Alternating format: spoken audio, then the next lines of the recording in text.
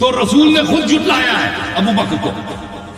تو پھر ایک شخص جو مال دنیا کے لیے رسول صلی اللہ علیہ وسلم کی اکلوتی بیٹی کے مال کھانے کے لیے جھوٹی حدیث بنا سکتا ہے، وہ کیسے اقتا ہو سکتا ہے؟ وہ کیسے مسلمان ہو سکتا ہے؟ جو حدیث پیش کی کہ حضرت فاطمہ الزہرا رضی اللہ تعالیٰ ناراض ہو گئی، ٹھیک ہے نا، اس کے بارے میں یہ حدیث ہے کہ حضرت سیدنا ابو بکر صدیق رضی اللہ تعالیٰ نے کیا کہا کہ اے فاطمہ، کہ یہ تیرے پیارے والد کا فرمان ہے کہ ان الانبیاء لا یورث دینارا ولا درہما، نہ وہ دینار کے وارث تھے نہ درہم کے. فرمایا ان کا سرکہ یہ نہیں ہے آگے سیدھا، یہ جو ہے نا صحیح بات یہی ہے آپ اس کی جو ہے وارث نہیں ہے. اور تمام صحابہ کرام نے اس پر تصدیق کی، بلکہ حضرت سیدنا علی المرتضیٰ شیر خدا کرم اللہ وجہہ کریم تیسرے دن تشریف لے گئے. آپ نے کہا ابو بکر آپ حق پر تھے.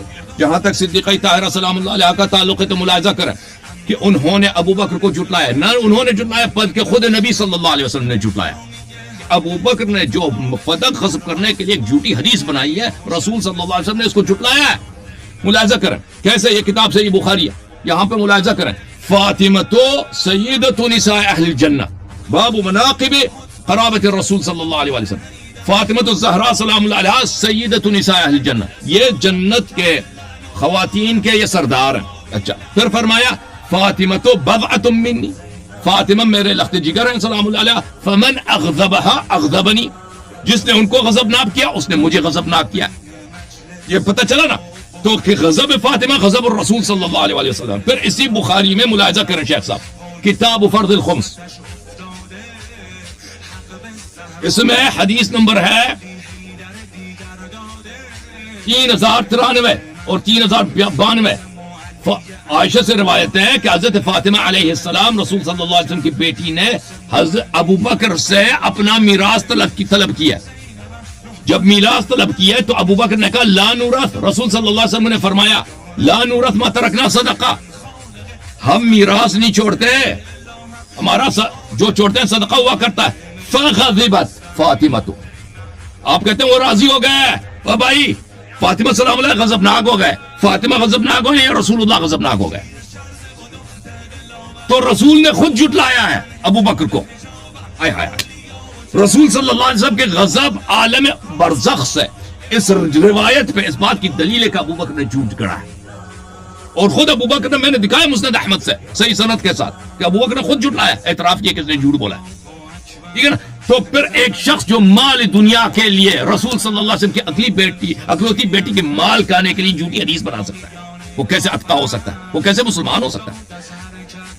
سورہ مریم میں اعوذ باللہ من الشیطان الرجیم حضرت زکریا فرماتے ہیں کہ اے اللہ مجھے بیٹا عطا کر، فہب لی من لدنک ولیہ یرثنی، تاکہ وہ مجھ سے میراث میں مجھے اس کو ملے، مجھ سے اس کو میراث ملے. تو انبیاء کی میراث، اس نے قرآن کے خلاف حدیث کری ہے نا.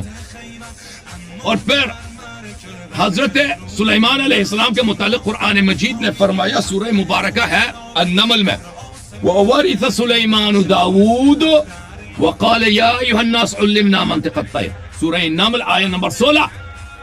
سلیمان کو داؤد سے ارث ملا، یحییٰ کو اس لیے اللہ سے طلب کی زکریا نے تاکہ یہ مجھ سے اس کو میراث ملے. اے کس نے قرآن کے خلاف حدیث گڑی ہے؟ کس نے قرآن کے خلاف حدیث گڑی ہے؟ ابو بکر. آپ نے کہا کہ حضرت شیر خدا علی مرتضیٰ علیہ السلام ابو بکر کی بات کی انہوں نے تائید کیا، جھوٹ کیوں بولتے ہیں؟ یہ کتاب طبقات الکبریٰ. شیخ ادھر دیکھو، شیخ صاحب، مفتی صاحب، طبقات الکبریٰ ابن سعد جلد نمبر 2، یہاں پر صفحہ نمبر 315 روایت کرتے ہیں کہ حضرت زہرا سلام اللہ علیہ میراث طلب کرنے کے لیے ابو بکر کے پاس آئے. وجاء عباس بھی آئے، وجاء معهما علی، اور علی مرتضیٰ علیہ السلام بھی تشریف لائے. فقال ابو بکر قال رسول اللہ صلی اللہ علیہ وآلہ لا نورث ما ترکنا صدقہ. رسول صلی اللہ علیہ وسلم نے فرمایا تمہاری میراث نہیں ہوتی، جو ہم چھوڑتے ہیں وہ صدقہ ہو جاتا ہے، آپ لوگوں کا خرچہ میں دوں گا، خرچہ میں دوں گا لیکن میراث آپ کو نہیں دوں گا. تو فقال علی، علی علیہ السلام نے اسی وقت اس آیت کی تلاوت کی، ورث سلیمان داؤد. اوے تو کہتا ہے انبیاء کی میراث نہیں ہوتی. ابو بکر تو کیسے کہ قرآن میں تو لکھا ورث سلیمان داؤد. وقال زکریا یرثنی ویرث من آل یعقوب، زکریا نے بولا کہ مجھے یحییٰ عطا کرتا کہ میں میرا وارث ہو، اس کو میراث ملے. تو پتہ یہ چلا او بھائی کہ علی مرتضیٰ علیہ السلام راضی نہیں ہوئے. علی مرتضیٰ علیہ السلام نے ابو بکر کی حدیث کو قرآن کے خلاف قرار دیا. آپ کے کتاب میں موجود ہے.